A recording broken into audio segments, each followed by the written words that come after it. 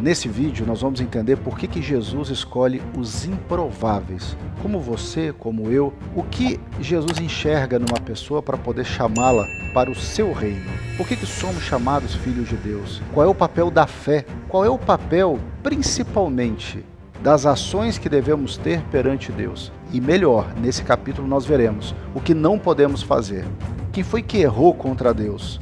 Tudo isso compilado em uma série de milagres, em uma série de provas vivas da existência de Deus e de Jesus Cristo como seu Filho unigênito. Está preparado? Vamos em frente.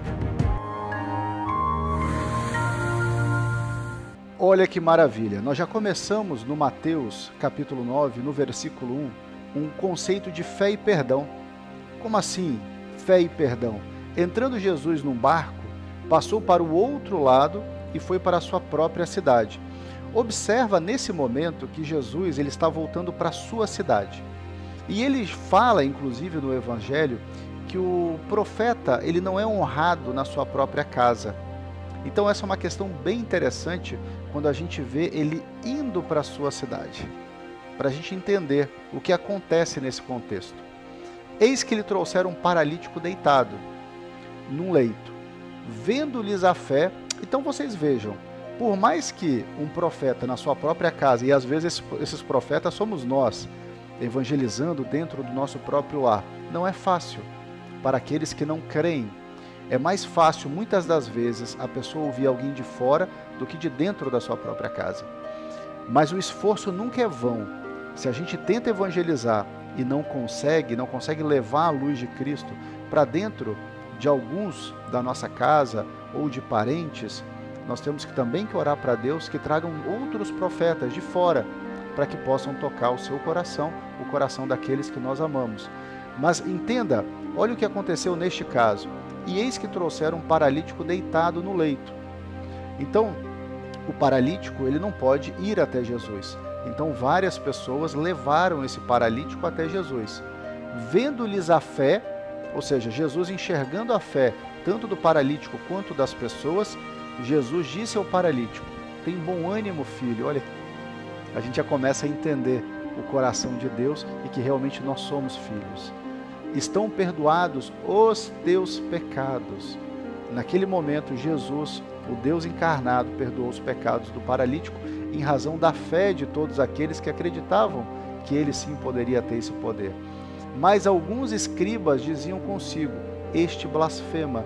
Então observa que, mesmo estando na sua própria casa, muitos daqueles que se julgavam entendedores da palavra, que não entendiam absolutamente nada, ou seja, liam, mas não entrava no coração, dizia: este blasfema.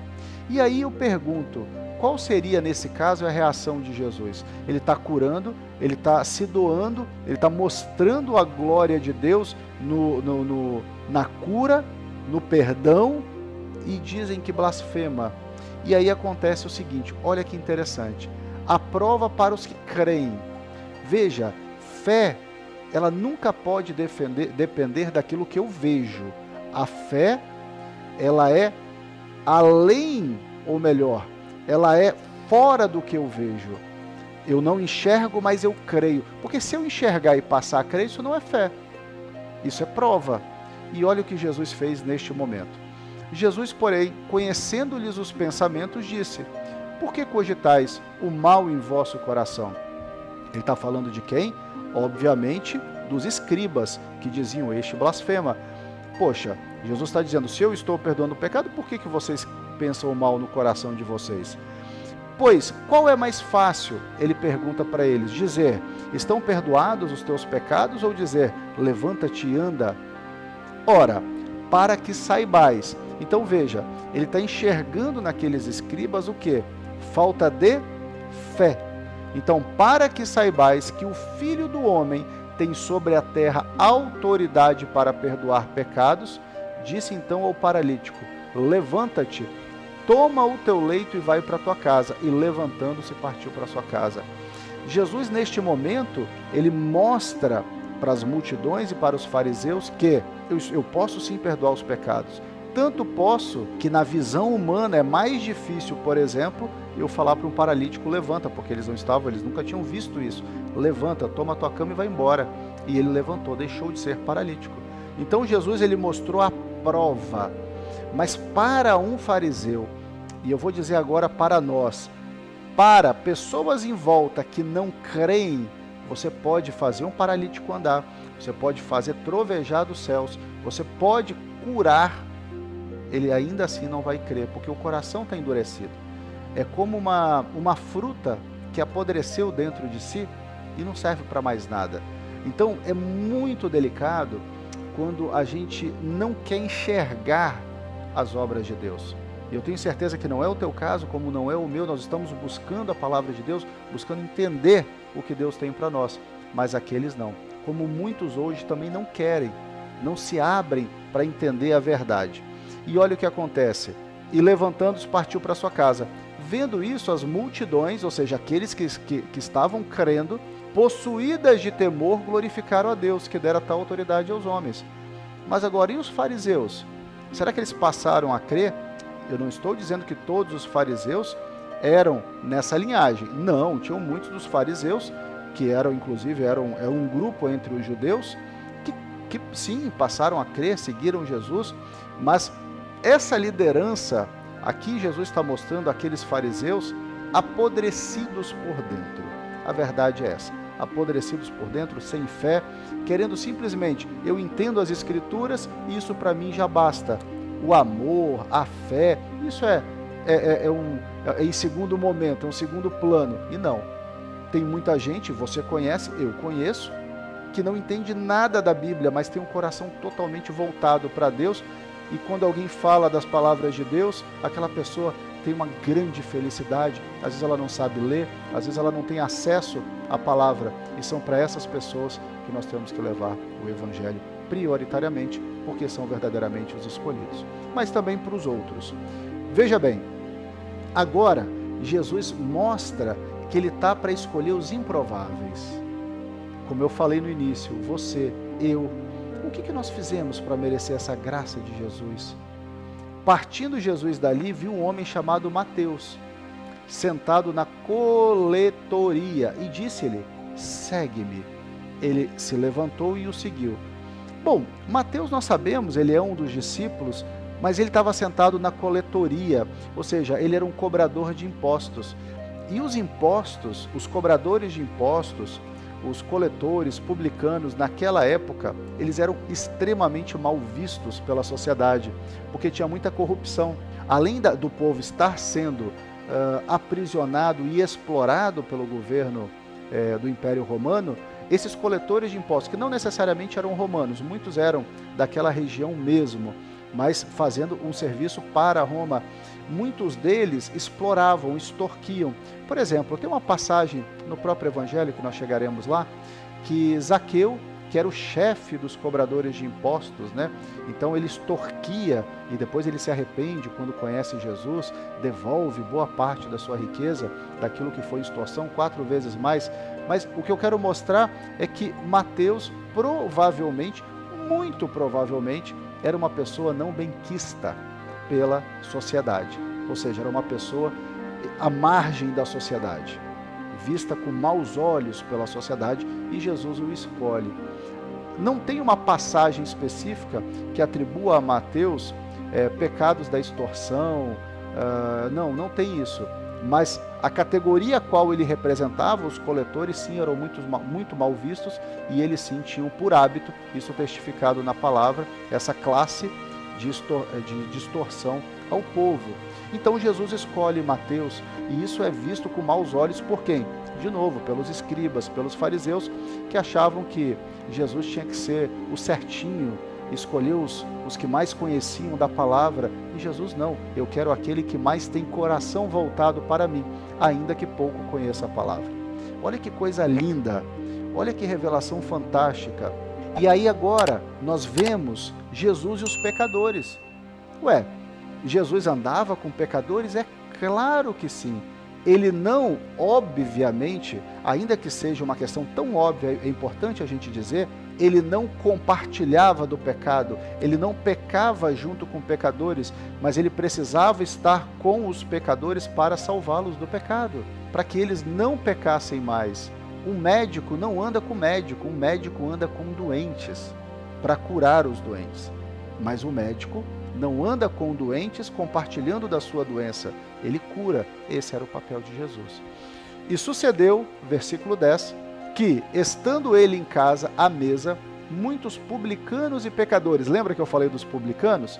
Publicanos e pecadores vieram e tomaram lugares com Jesus e seus discípulos. Então imagina que aquelas pessoas que faziam extorsão, que roubavam literalmente o povo, cobravam impostos, que eram muito mal vistos, e outros pecadores. Aí nós podemos pensar nos mais diversos, prostitutas, adúlteros, tudo que a gente possa imaginar, se assentaram com Jesus. Ora, vendo isso, de novo os fariseus, que pensavam que por entender a palavra, por lerem, eles tinham autoridade sobre alguma coisa, e não é assim. Então esses mesmos fariseus perguntavam aos discípulos: por que come o vosso mestre com os publicanos e pecadores? Ou seja, por que ele não se aparta? Por que ele não se afasta dessa, como diz a série, não se afasta dessa gentalha? Mas eu volto a dizer, Jesus veio curar. E olha o que Jesus disse. Mas Jesus, ouvindo isso, disse: os sãos não precisam de médico, e sim os doentes. Aqui Jesus mostra a essência divina. Eu vim não para compartilhar o pecado deles. Ele não sentava numa mesa com publicanos e pecadores para falar de pecado, para escarnecer, para falar mal da vida dos outros. Não, mas para pregar o Evangelho, trazer a libertação para essas pessoas, para que elas abandonassem o pecado e vivessem uma nova realidade. Como Ele faz com você, como Ele faz comigo. Ide, porém, e aprendei o que significa, Jesus falando: misericórdia quero e não holocaustos.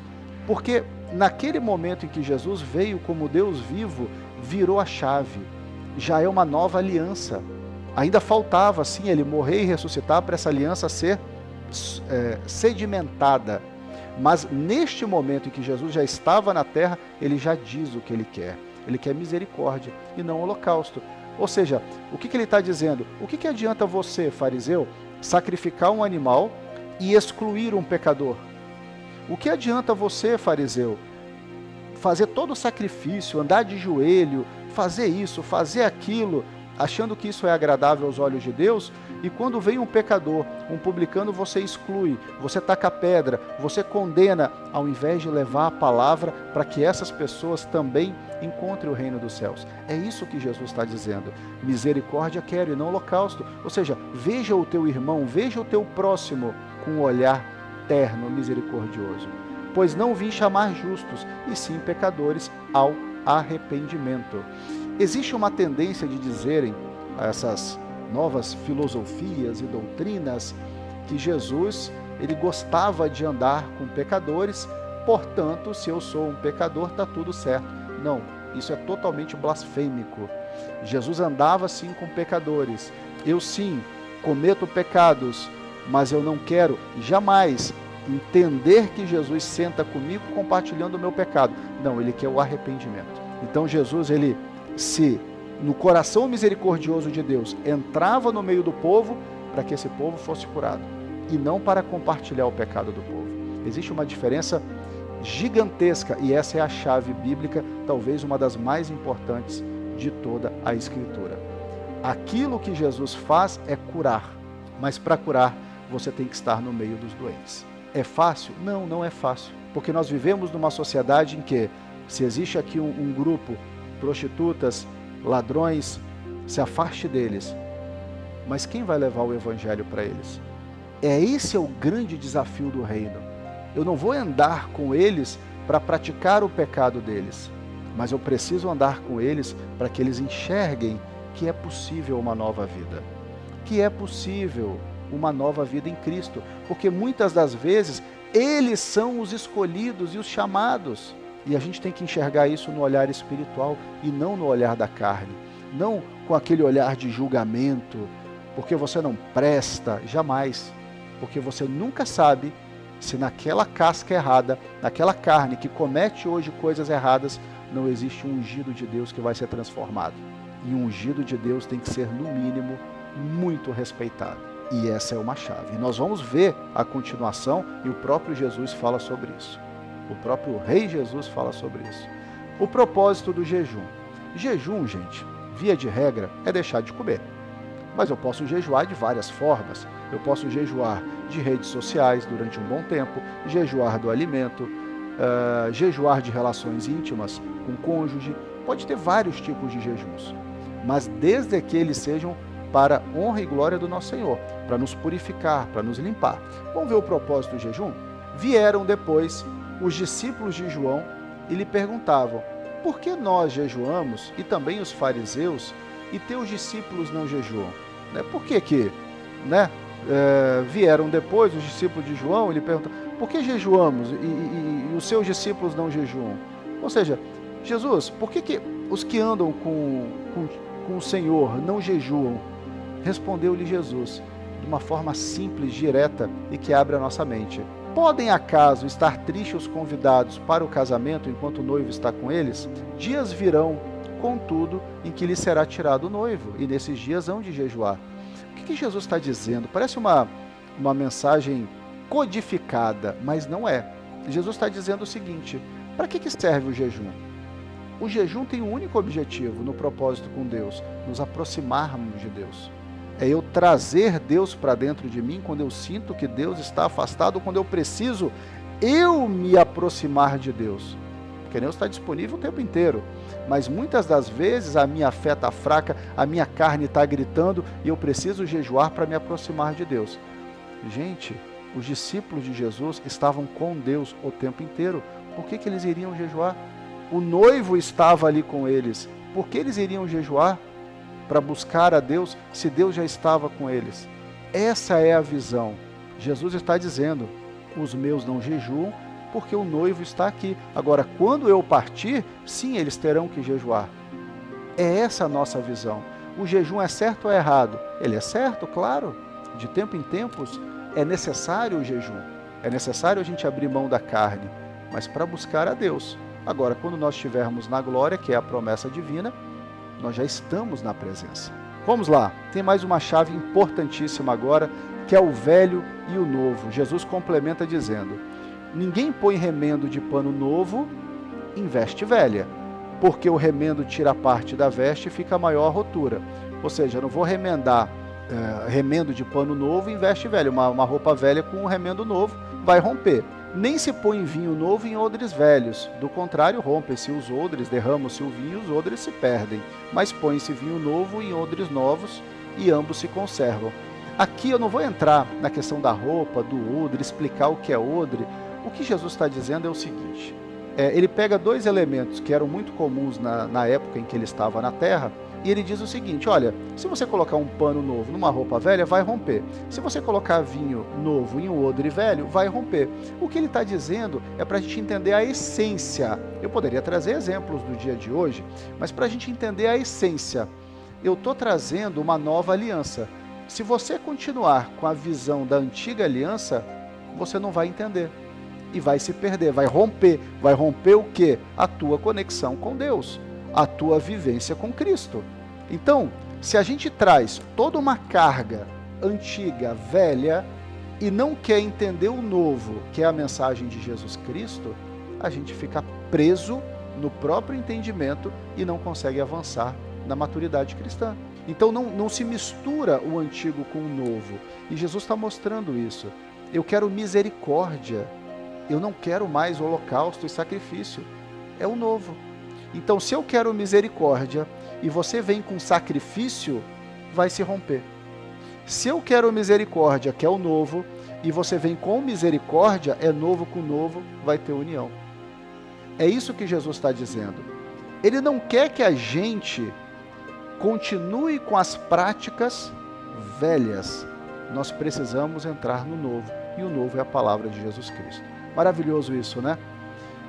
Naquele tempo, e até hoje, eles entendiam, e obviamente porque tinha a Escritura, que o sacrifício era necessário para chegar a Deus. Mas naquele tempo, Deus já falava pelo coração. e o pessoal esqueceu do coração e simplesmente sacrificava animais por sacrificar. Então eu peco, sacrifico um animal e está tudo certo perante Deus. Claro que não. Deus quer que, se você pecou, se você errou contra Deus ou contra os homens, sacrifique um animal, mas fazendo isso de coração para Deus. Era isso que se fazia no Antigo Testamento. Mas no Novo Testamento, Jesus já fala diferente. No Evangelho, eu não quero esses sacrifícios. Eu quero misericórdia, eu quero um coração que ame a Deus sobre todas as coisas e ao próximo como a si mesmo. Esse é o novo que não se mistura com o velho. Então não fica pensando muito em odre, em roupa. Pensa nas palavras de Cristo que não se misturam com velhas práticas. Maravilha? A fé de um pai. Agora essa aqui é uma das passagens extraordinárias de milagre. Enquanto essas coisas lhes dizia, eis que um chefe, aproximando-se, o adorou e disse: minha filha faleceu agora mesmo, mas vem, impõe a mão sobre ela e viverá. Primeiro, tenta sair da frieza das palavras e imaginar a cena. Um pai que acabou de perder uma filha. Imagina como estava o estado desse pai, a tristeza desse pai. Ele estava desolado, ele perdeu uma filha. Mas ele disse para Jesus, ele foi até Jesus, ele teve força espiritual para ir até Jesus. Impõe as suas mãos sobre ela e ela viverá. Ou seja, olha a fé desse pai. Ele estava com a filha morta. É uma fé tão grande que ele acredita que Jesus poderia ressuscitá-lo. E a palavra ela é muito interessante, porque Jesus ele vai. Só que nesse caminho, Jesus aceita sim o convite de impor as mãos, ele viu a fé desse homem, só que quando ele está indo, antes de chegar lá, onde a menina estava morta, ele ainda faz mais um milagre. Isso a gente entende agora a essência de Jesus. Ele é tão trabalhador, ele é tão misericordioso, que ele está vendo o que tem que ser feito, mas mesmo assim no caminho ele ainda continua curando, até chegar lá. Olha que fantástico. Aparece uma mulher enferma, e olha a fé dela também. E Jesus, levantando-se, o seguia. Seguia quem? Aquele chefe que estava com a filha morta. E também os seus discípulos, ou seja, levou todo o grupo santo, os discípulos, Jesus, está seguindo aquele homem para ir até a casa e curar. E eis que uma mulher, que durante 12 anos vinha padecendo de uma hemorragia, né, fluxo de sangue, veio por trás dele e tocou-lhe na orla da veste. Então imagina, tem uma criança morta, uma filha morta, eu estou indo para me encontrar, Jesus está indo para se encontrar com os discípulos, e uma mulher que tem uma hemorragia já durante 12 anos toca na orla da veste dele. Porque dizia consigo mesma, se eu apenas lhe tocar a veste, ficarei curada. Olha que prova de fé. A gente viu o pai crendo que Jesus pode ressuscitar a filha, ou seja, ele tem certeza que Jesus é Deus, e nós vemos uma mulher que diz que se apenas tocar as vestes de Jesus, ela é curada. Duas provas de fé no mesmo caminho. Olha que lindo. E Jesus, voltando-se e vendo, disse, tem bom ânimo, filha, a tua fé te salvou. E desde aquele instante, a mulher ficou sã, curada. Tá, curou a mulher, uma fé forte, e a filha do chefe? O que será que aconteceu? Vamos lá, a fé de um pai, parte 2. Tendo Jesus chegado à casa do chefe, e vendo os tocadores de flauta e o povo em alvoroço, disse, esse tocadores de flauta e povo em alvoroço, é porque ali já era uma espécie de um velório, né? Então o ritual já considerando que a menina estava morta, então tinha muita gente ali chorando e tocando, enfim. Jesus fala, retirai-vos, ou seja, sai todo mundo aqui, porque não está morta a menina, mas dorme, e riam-se dele. E Jesus conhece o coração, conhece a mente, sabe onde pisa, sabe onde não pisa, conhece as obras de Satanás, inclusive ele derrota Satanás, então ele pede para que todos saiam. Onde não há fé, Jesus não habita. Onde não há fé, Jesus não habita. A gente não vê nas Escrituras nenhum desses fariseus duros, sem fé, Jesus fazendo milagre para eles. Muito pelo contrário. Chama de raça de víboras, mas não faz milagre. Então, onde não tem fé, Jesus não tem como atuar. E nesse caso, ao menos que alguém esteja intercedendo. Com a intercessão é possível. E nesse caso, eles riram Antes deles começarem a rir, Jesus já mandou todo mundo sair. Mas, afastado o povo, entrou Jesus, tomou a menina pela mão e ela se levantou. Imagina essa cena. Já estavam enterrando, estavam velando, na verdade. Uma tristeza sem fim. E de repente essa menina levanta. E a fama deste acontecimento correu por toda aquela terra. É algo muito forte. Quando a gente lê no dia a dia, rapidamente, a gente, poxa, que lindo. Mas se a gente tentar imaginar um filho morto, Jesus vem, todos riem, ele pede para se afastar e esse filho levanta, isso é algo extraordinário. Isso é milagroso, isso é a ação de Deus vivo na terra. Esse é o nosso Jesus Cristo. Fé e desobediência. Agora a gente vai ver o lado oposto. Quando a gente vê a fé, a gente vai ver também a desobediência, mesmo para aqueles que têm fé. Partindo Jesus dali, seguiram-lhe 2 cegos, clamando, tem compaixão de nós, filho de Davi. Quando os cegos dizem filho de Davi, a Escritura, a palavra, ela diz que o Filho de Deus viria da descendência de Davi. Então, o que esses 2 cegos estão dizendo? Eu creio que você é o Filho de Deus. Eu creio que você é o rei que vem depois de Davi. Tendo ele entrado em casa, aproximaram-se os cegos e Jesus lhes perguntou, credes que eu posso fazer isso? Olha a pergunta de Jesus. Tu tem fé que eu posso fazer isso? Jesus quer a fé deles. Lembra que eu falei? Sem fé não tem ação. Credes que eu posso fazer isso? Responderam-lhe, sim, Senhor. Então Jesus tocou os olhos, dizendo, faça-se-vos conforme a vossa fé. Então, se você tem fé, você vai estar curado. Se você não tem fé, não vai estar curado. Porque eu estou determinando que se faça conforme a tua fé. E abriram-se-lhes os olhos, Jesus, porém, os advertiu. Quando abriu os olhos, quando a palavra diz que abriu os olhos, deixaram de ser cegos naquele momento. Ou seja, realmente eles tinham fé. Porém, Jesus os advertiu severamente, dizendo, acautelai-vos que ninguém o saiba. Por quê? Porque Jesus só queria que tudo isso fosse divulgado após a sua ressurreição, que é quando aconteceria a justiça de Deus. Saindo eles, porém, divulgaram-lhe a fama por toda aquela terra. Por isso que eu coloquei fé e desobediência. Desobedeceram. É claro, toda desobediência também é passível de um preço, mas aqui não se entrou nessa questão. Mas Jesus curou esses 2 cegos pela fé deles. Agora, nós falamos tanto dos fariseus, vamos comparar um pouquinho multidões e fariseus a partir dessa passagem. Atenção, atenção. Ao retirarem-se eles, foi-lhe trazido um mudo endemoniado. Vocês estão entendendo que é tudo numa sequência? Imagina o vigor que Jesus tinha para fazer as obras do Pai. Vem o chefe com a filha morta, Jesus o segue com os discípulos.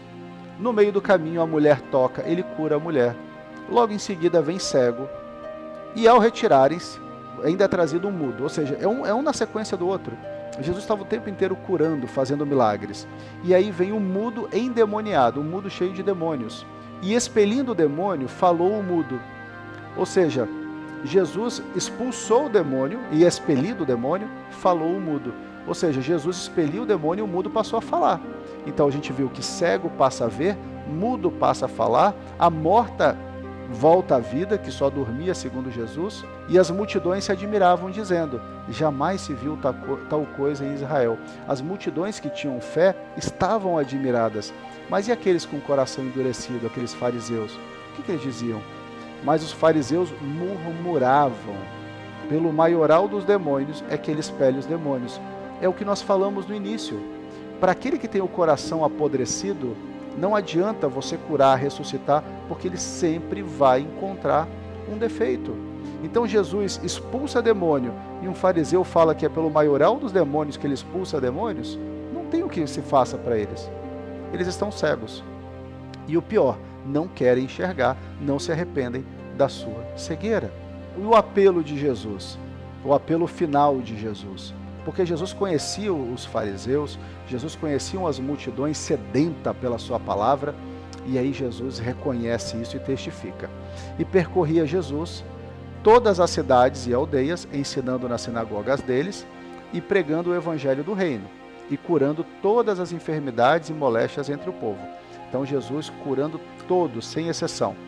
E vendo as multidões, teve grande compaixão delas, porque andavam cansadas e desgarradas. Poxa, imagina, um povo sendo conduzido por aqueles fariseus. Ou seja, a visão de religião, de encontro a Deus, eram aqueles fariseus. Eles andavam cansados, desgarrados. Imagina aquele povo que não consegue enxergar em Jesus o Filho de Deus, que fala que Jesus expulsa demônio pelos demônios, pelo maioral dos demônios. Imagina o que esses fariseus não faziam com essa multidão. Imagina que essa multidão não passava na mão desses homens. Então Jesus fala, porque andavam cansadas e desgarradas, como ovelhas que não têm um pastor. Claro, se aqueles líderes religiosos eram naquele naipe, imagina o sofrimento desse povo. Então disse aos seus discípulos: a seara é realmente grande, a seara é grande, mas poucos os ceifeiros. Ou seja, nós temos uma grande seara, mas aqueles trabalhadores são poucos. Rogai, pois, ao Senhor da seara, ou seja, rogai a Deus, que mande ceifeiros para a sua seara. Ou seja, precisamos de mais gente de Deus, verdadeiramente de Deus, para conduzir o povo, para que tudo seja feito novo. Essa é a palavra. E neste momento chegamos ao fim do capítulo 9, e o mínimo que eu posso dizer é obrigado por você estar aqui, porque você está ouvindo a palavra de Deus, e eu tenho certeza que Deus vai mudar a tua vida. Mudando a tua vida, muda da tua casa, muda dos teus amigos, muda do teu ambiente de trabalho, e aí a gente tem o que Jesus disse: novos trabalhadores para uma grande seara. Maravilha, maravilha. Deus te abençoe, nos vemos no próximo vídeo e persista, porque Deus é com você.